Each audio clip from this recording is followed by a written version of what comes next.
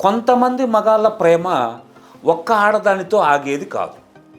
సంతోషం కోసం ఒకరు, కామం కోసం ఇంకొకరు, అవసరాల కోసం మరొకరు. ఇదేంటి అని వాళ్ళని నిలదీస్తే అప్పుడు మన తప్పులన్నీ తీసి మన మీద వేస్తారు. మనకు మీద తప్పులు ఉన్నా లేకపోయినా మనదే తప్పు అని ఏలెత్తి చూపిస్తారు.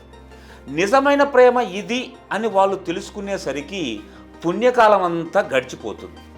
అప్పుడు ప్రేమతో ఎదురు చూసిన భార్యగా మిగిలేది ఏంటి అంటే మంచాన పడ్డ భర్తకి సేవలు చేసుకోవడం తప్ప తనకింక సుఖమే ఉండదు. ఇది కొంతమంది మగరాయలు చేస్తున్న అతిపెద్ద తప్పు. దయచేసి వీలైనంత వరకు పరాయి ఆడదాని మోజులో పడకండి. ఇంట్లో ఉన్న మీ అద్భుతమైన దేవతని గౌరవించండి, పూజించండి. అక్కడే మీకు నిజమైన ప్రేమ దొరుకుతుంది.